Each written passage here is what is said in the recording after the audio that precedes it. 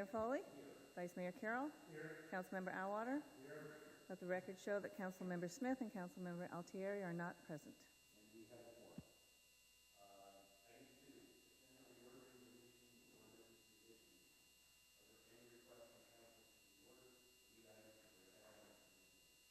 No. A motion to approve? Second. All right, is there a motion to approve? Sorry. That's all right.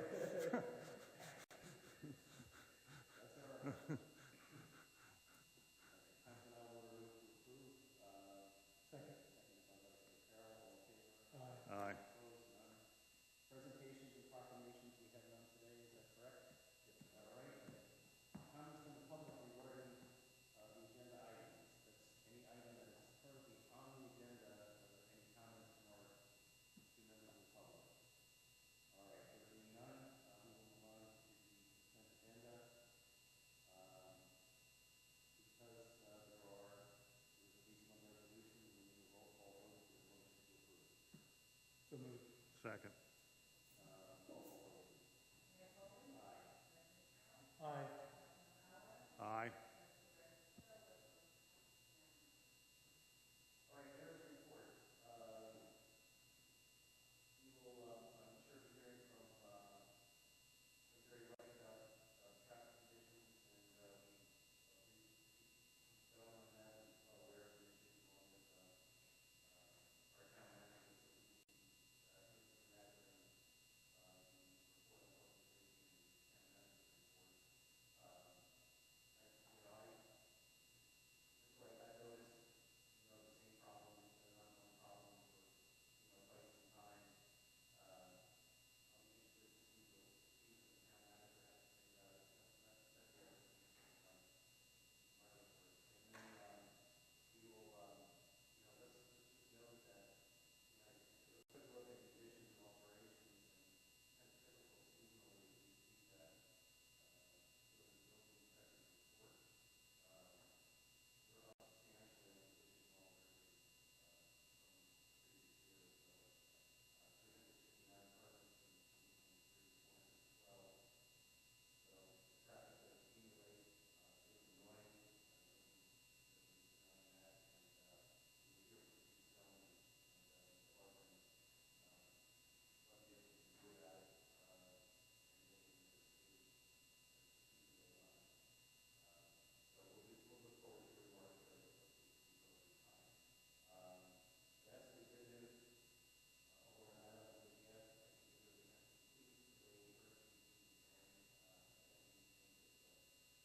just sure that we are fully prepared in the event that there are changes. And for that, I think our public safety department, the town manager, public works department, and everybody that goes into planning and first off as well.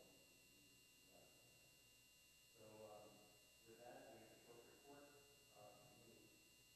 We will have our budget meeting in September, and we will be looking forward to having fun with that and our preliminary budget workshop. So with that, if there are no questions for the council, on to the council. One brief item. One brief item. Yes. Okay. So sitting on the beach is pretty quiet, obviously, at this time of year. I'm starting to pick up that dogs are running on the beach without a leash outside of the prescribed periods before 9 o'clock, and I believe after 4 o'clock. So if we could just maybe send out on our newsletter what the requirements are in the ordinance, and particularly that the dog has to be brought over to public safety to get a permit, and maybe once in a while run somebody out there on an ATV.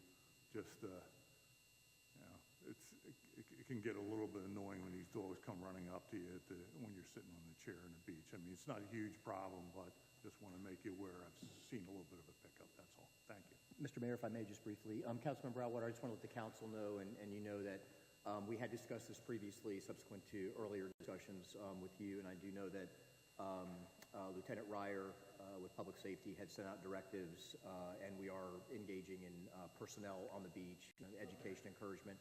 But outstanding idea. We'll go ahead and send out a reminder on the newsletters and websites to take care of that. Well, then, that kind of brings up one question. Occasionally I see on an ATV individual, which I believe are volunteers. Do they have the right or the authority, if they see somebody there, just point out to them that they're in violation of the rule, or is that something we don't want to get involved in?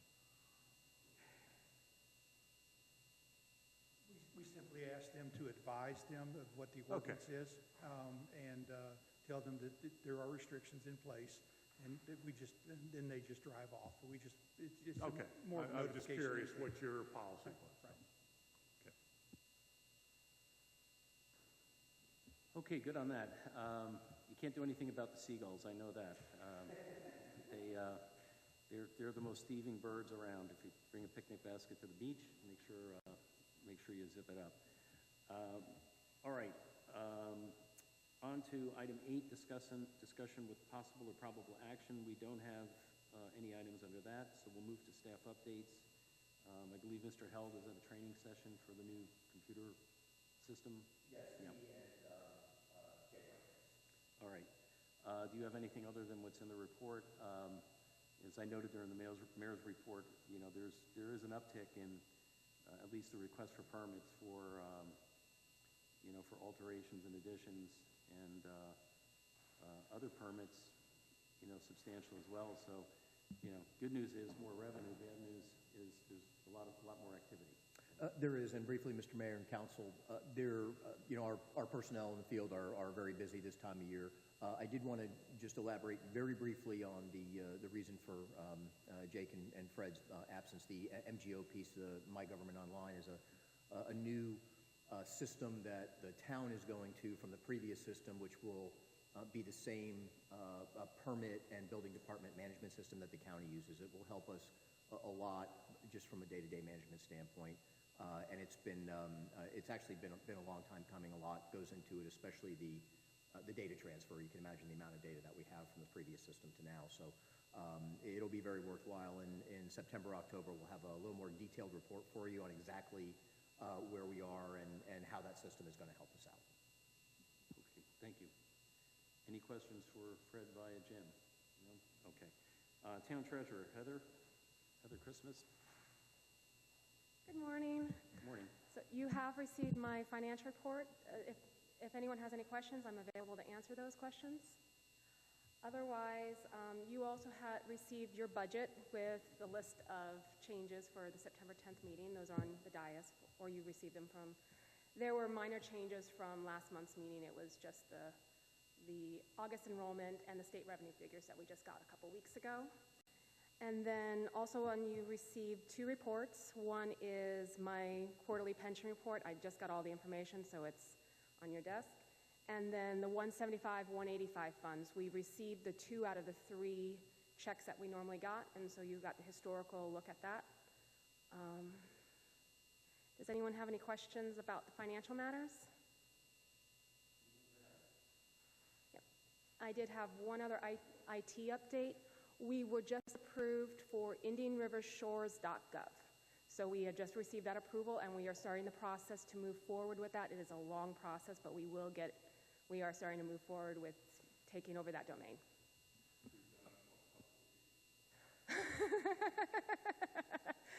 It's about an 18-month process, but we are working towards that. Right. I presume you're going to have a migration plan. We're working on all that. And so I think I speak for council when I say we'd all like to see the migration plan and, as best you can, the timelines for that, because it's not just flipping a switch. I've been through this, in the private sector, and boy, it can be not just confusing, but also challenging for all involved. Of course. Mr. Mayor, we have one of those. I'll ensure that council has those. We've worked up one internally that has a timeline and deliverables and so on. So I'll make sure that gets out today. All right. Thank you very much. Thank you.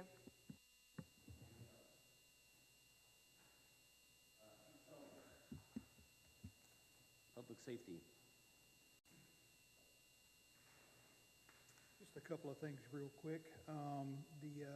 We have some real neat hands-on training going on right now over at the Emergency Operations Center over with the county, and also taking place over at Johns Island in the afternoon. It's active assailant training, and there are some classroom component of that, but they're also going into what is known as the burn building over at the EOC, and it's a multi-story building over there, and actually it's going in with a hostage situation and using like paintballs in order to go through that process. So all the crews are going through that right now. It's a mandatory training and a requirement by FDLE now. The other thing that I've got is construction has started next door. We started cutting some holes in some walls and cutting the center out of the bay of the fire station. So if you see the equipment sitting outside, that's the reason for it. We've got concrete drying in the middle of the bay, but everything's taken care of, and we're actually able to respond to calls. It's not creating a problem for us. So that project is moving forward, and we're glad to see it actually starting to take shape. Be happy to answer any questions that you may have. Thank you. Sure. I have, Chief, just one question. It didn't occur to me while Councilman Alwater was making his comments about the dogs on the beach. Yes. And are we checking licenses as well? Because we have an ordinance that requires, a license, and, is that something that we're doing sporadic Yeah, checks? to have the county license, you mean? No. We have a town ordinance that requires a license in order to... Oh, the tags that we issue? Yes, exactly. Yes, they Okay. have to have that, to have the dog on the beach. All right, so that, whoever it is, whether it's a sworn officer or a volunteer, they're advising folks that, they have to have that Right. displayed on the, Yes, sir. on the tag. Okay, great. Before you go anywhere, I think this is the point in time where, Jerry, you want to come up, and Mr. White wants to come up, and he has some observations about the traffic at JI. Let's just handle that now. It's an appropriate point, so. Good morning, and thank you. Jerry White, Bermuda Bay. I'm here to ask for some help on a traffic problem we have in the morning. Between 7 and 7:30, 8 o'clock, there's a tremendous lineup of vehicles lining up to go into Johns Island. The lineup, they block Bermuda Bay's entranceway. The lineup goes all the way to the village shops on that side. They end up blocking Bermuda Bay's entranceway exit. Both Tuesday and Wednesday, I had to get out early. I couldn't get out. They were blocking the entrance, so they had to separate the cars. And then when I started going across, the center lane was also backed up with cars, pretty far back. I couldn't tell how far back. And I couldn't make my left turn. They separated a spot for me, so to get out, I couldn't make my left turn. And then there's oncoming traffic, which you can't see. I mean, the cars in the center lane are the biggest problem. Now, you look on the other side of Johns Island, on the west side, cars are lined up to go into that entrance also, and they use the center lane to also go into that westbound entrance. I've since found out that Johns Island changed its procedure. We never had this problem before, and I've been here 25 years. They no longer let the vendors and workers go in through the main gates, only through these south gates, which was a surprise to me. And as a result, they also block up Fred Turek Drive, and our exit gate on Bermuda Bay over there is blocked up. But that's not a problem because we also have the front entrance. On the ocean side, we only have one entrance. What can be done about it? For one thing, stop them from lining up on the center lane at all. Make them go down, make them make a U-turn to go into the west side, because the center lane, and now you've got cars all parked on the side of the road. It's difficult to go through, and so on. Or ask Johns Island to change their procedure where vendors can go in through the main gates, where there's plenty of room to line up on the highway without blocking any entrances or exits. I mean, they block village shores and as far as the village shops. Now, village shops are not open that early in the morning, but sometimes people want to get in there. This also presents a problem for us for our vendors to come in before 8 o'clock. They can't get in. They have to get back on that line also, and they can't get in. And it becomes a traffic problem and a hazard. I mean, it was quite dangerous me going across The chief recommended that I should go make a right turn, make a U-turn, and come down, which is what I'm going to do next time. I mean, it's very unusual that I go out that early in the morning, but I had a doctor's appointment. I had to get there on time, and I tried to squeeze through. Asked Johns Island to open up their main gates. I don't know what else you can do.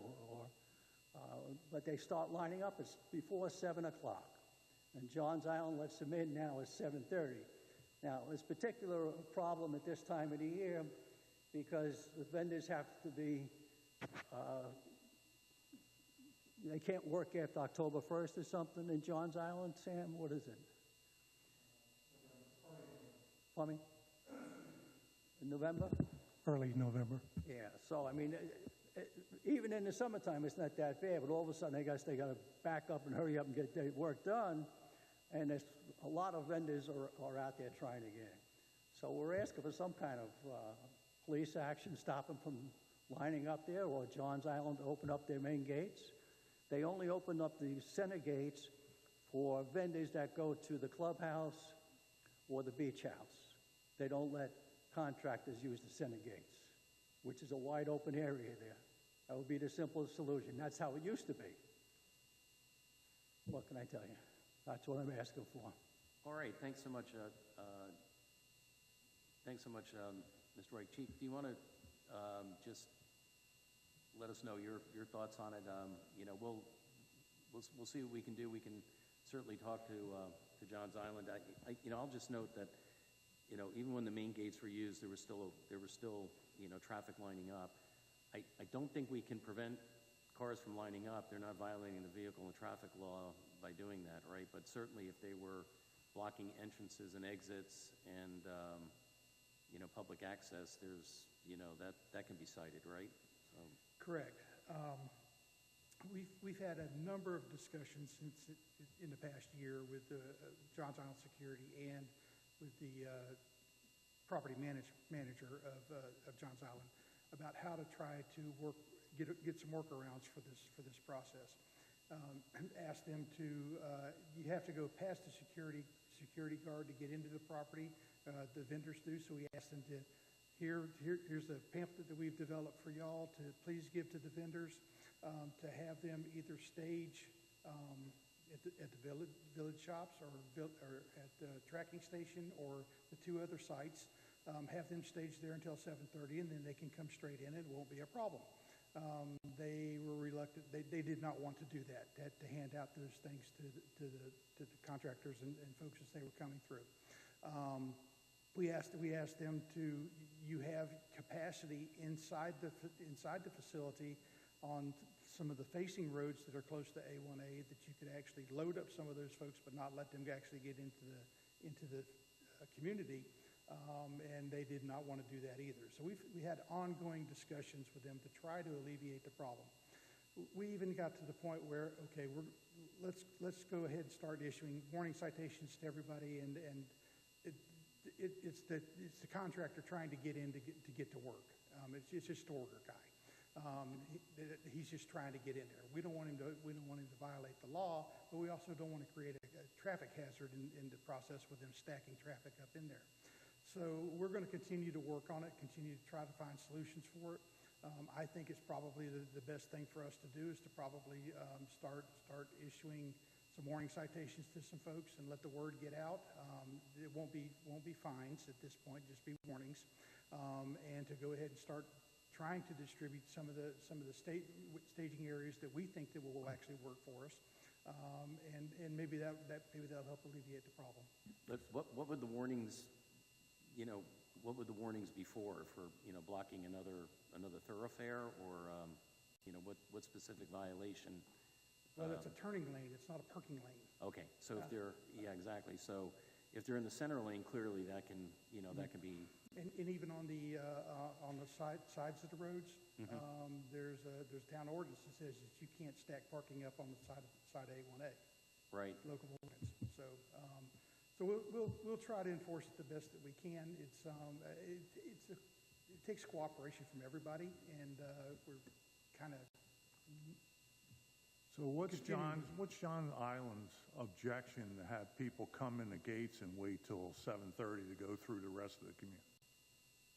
That their rules from their board is to, nobody comes in before 7:30 for the contractors, if you're not a resident. There are time limits when contractors can come in. Yeah, well, yeah, okay, there's rules, but obviously they're creating a hazard for everybody else. Right. I've gone past there early, and, you know, it can be problematic getting through on the bike lane as well. Yes. I mean, I think they have to have a little bit of a compromise at this time of year.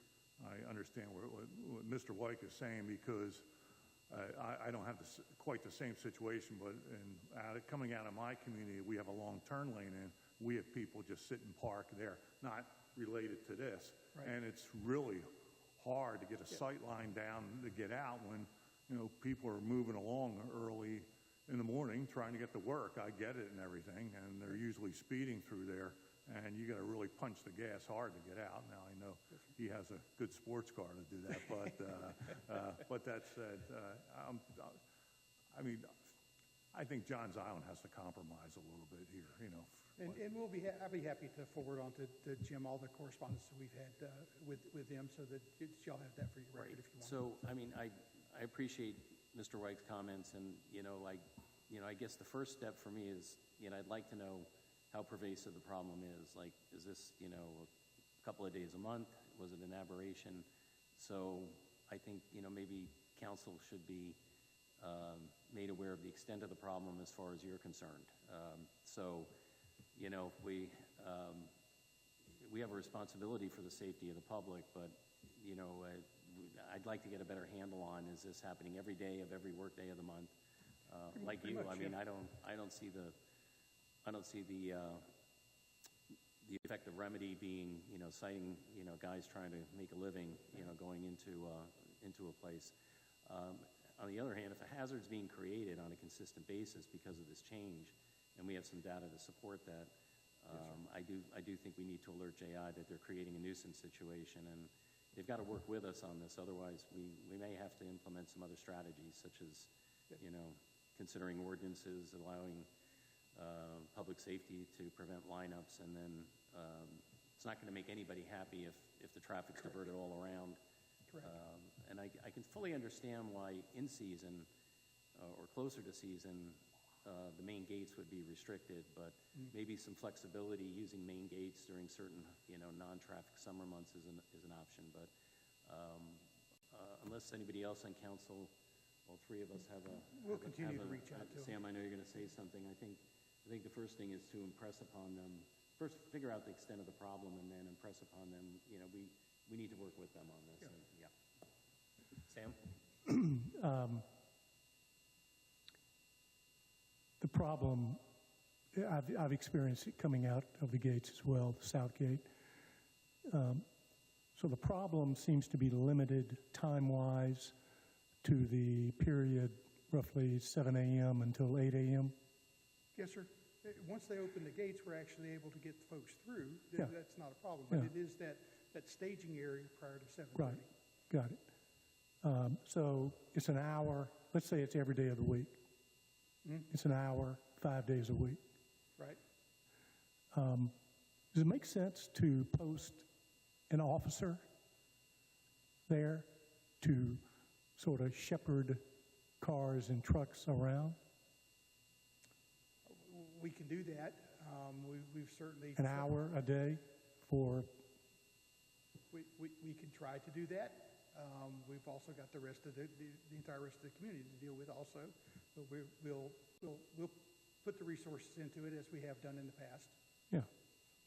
Thank you. Yes, sir. Right. And we'll continue to reach out. I think that's an excellent idea, but, you know, my concern with that is, you know, because of, you know, a policy change, the rest of the taxpayers are going to have to absorb a cost for something that may have a more cooperative solution. So while I think we should consider that, you know, I would hate to see someone taken off patrol and then our resources are spread thin because, you know, we're telling Joe's Roofing, you know, to move along here, and, you know, Bill's Plumbing to not block the access to Bermuda Bay. So my gut tells me that there's a more cooperative solution by kind of moving this around a little bit more flexibility during certain months of where to put traffic.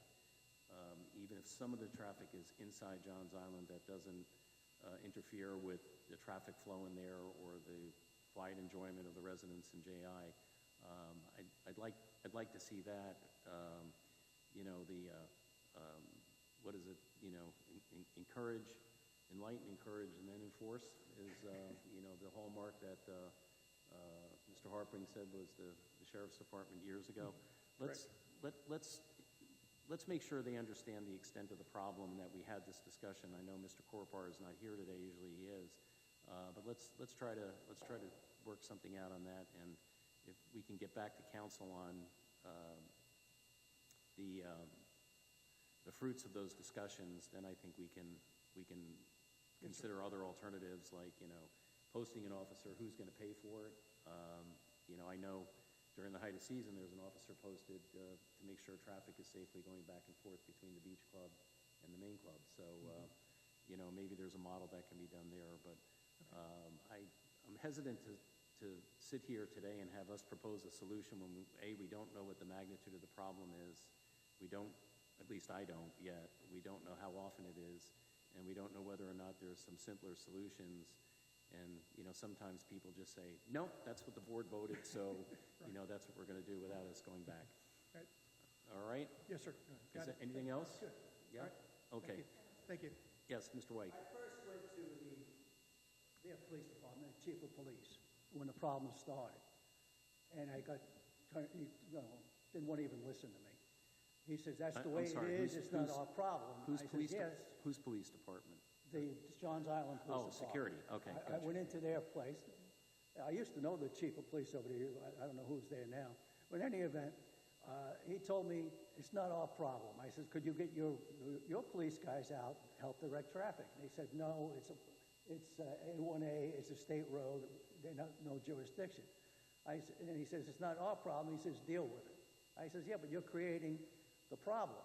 That's why I'm asking you to do something about it. And he absolutely refused to do anything or even mention. This was going back a while ago. So, I mean, the cooperation was not there at that point. As a result, I came to see the chief, and I'm here today asking for some kind of help. I appreciate that, and thank you very much. No, and that further kind of convinces me that this may be being dealt with on a level that needs to get kicked upstairs a little bit. Supposedly Johns Island Board that changed these rules. Right. Well, they may not be aware of the nuisance that they've created. That they've created. And it may not be somebody's problem today, but if you document that the nuisance is being created by the policy, it becomes their problem. So I have no authority to talk to their board and ask them. So that's another reason you guys have a little more authority than I have. No, appreciate it being brought to our attention. I think Thank you very much. we understand the problem. Thank you. Public Works Department, Larry Bryant. Good morning, Council. Good morning. Received my report. If there's any questions. Thank you, sir. 9E, Code Enforcement. We have the report. Mr. Mike Krantz is also off-site. Do you want to handle this? Yes, he's in the MGO training. I will note that just as a compliment to the council's determination about going with a special magistrate as opposed to a code enforcement board has really, in my opinion, fundamentally changed the manner in which we're able to, encourage, educate, and enforce on code enforcement. We have had a few magistrate hearings. They're helpful in getting compliance, and they're also reasonable. We're not trying to be punitive, and we're not trying to fill the coffers of the town with code enforcement, fines. But I think it's been very, very, very, very helpful in our ability in speaking to people and just trying to educate people and bring them into where we need to go. So I note that and congratulate Jake on his work and thank our town attorney for his work with the magistrate in those hearings. All right, thank you very much. It does seem to be moving much more smoothly and more effectively than in the past, where you had either two options, nothing or a nuclear bomb.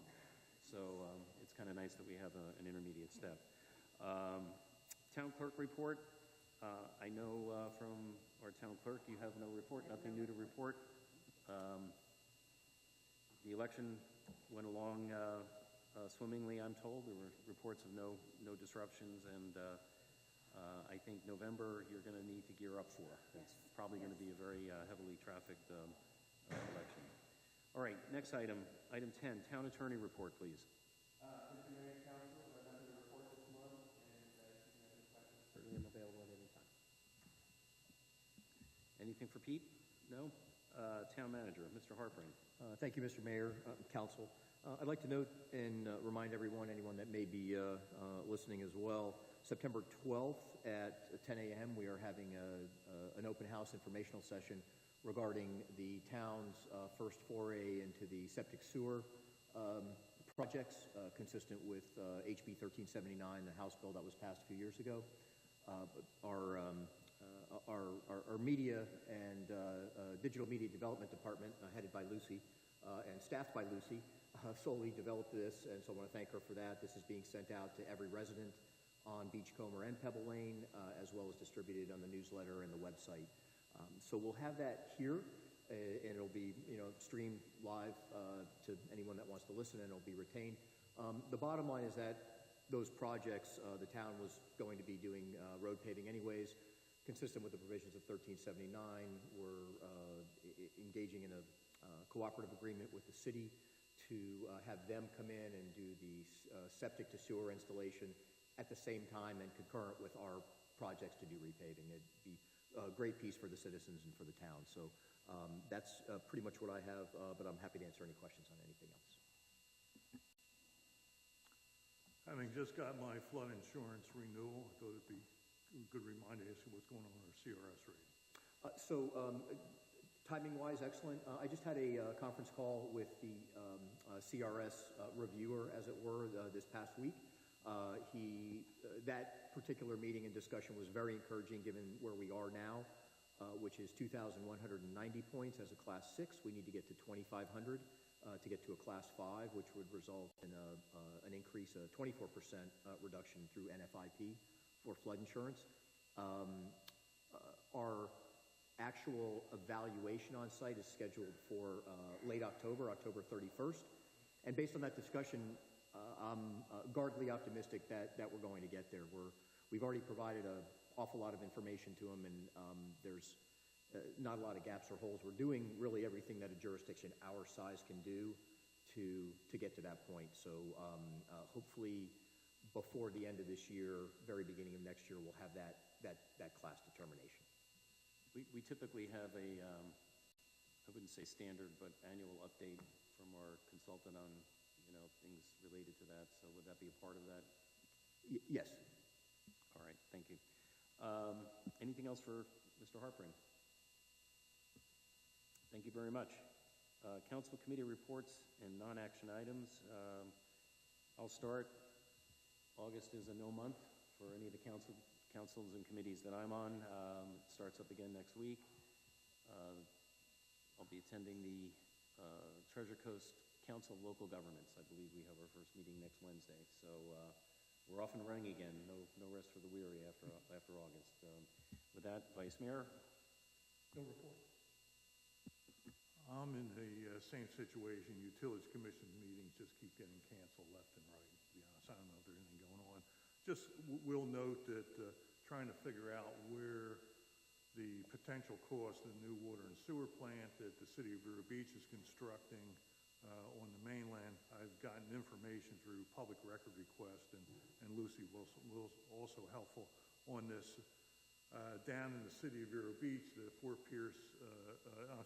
down in the city of Fort Pierce, the Fort Pierce Utility Authority is moving their water and sewer plant off the lagoon.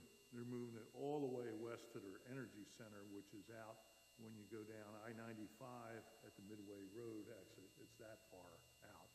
So they have a guaranteed maximum price on their construction design at $139 million with more capacity than what I can see the Vero Beach is asking for. So hopefully our price might come in a little bit lower.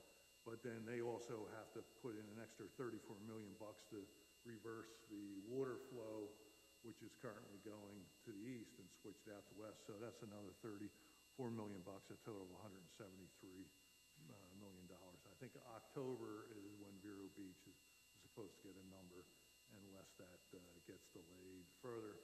Also waiting for the response on the RFP on the bond financing. As I've mentioned in previous meetings, I have an objection to the way they're scoring it.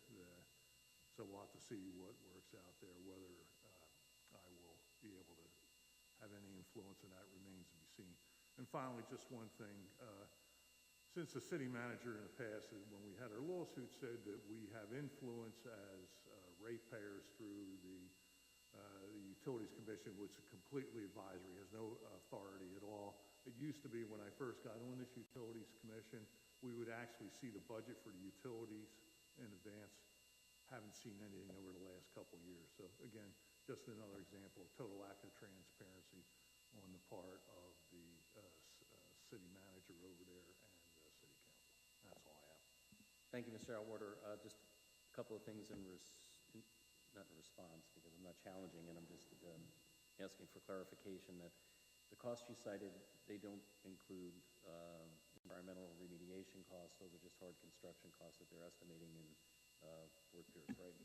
To the best of my knowledge, you're correct. Yes. All right. Yeah. And then the second item, which I was going to bring up, and thank you for alluding to it, is it's not just a matter of contract that the Utilities Commission sits. They have an ordinance that they adopted. So without objection from anybody on the council, I would like, for what it's worth, and it may not be much, but for what it's worth, Mr. Sweeney to look into preparing some information for us as to what we can do to mandate that the city of Vero Beach follow its own ordinance in addition to the contract. We know what they do with their contractual obligations, but if it's a matter of ordinance, they do have to comply with it. And I don't see a reason why we shouldn't pursue that, because there's been a progression of these meetings not just even being window dressing anymore. It occurs to me, based on your reports, that they're not even, the Utilities Commission and the city's not even feigning to have some substantive meetings about this, and then they keep removing jurisdiction from it, like, well, we're not going to talk about rates. Well, if you're Utilities Commission, and then didn't you say in a previous report, they said, well, we're really here to talk about water quality. Right. So without objection, I think we should get a report on that, and perhaps for what it's worth, as I said, prepare an indication to the city of Vero Beach that they're not complying with their own ordinance. Okay. All right? Okay, great. Call to the audience, item 13. Does anybody in the audience have anything to add? Nothing? All right, and Mr. White, we'll have, if I don't follow up with you directly, Chief Stone and or Mr. Harpring will. So. If you could at least get the center lane not blocked up, that would be a big help. Yeah. They block the entrance, you blow a horn and move. Mm-hmm. But the center lane getting across that is a major problem. Yeah. No, okay. We will, it's duly noted. Thank you for bringing it to our attention, and we will follow up on it. Thank you. All right. Everybody have a very safe rest of the month of August and Labor Day weekend, and we will see you in September. So we are adjourned.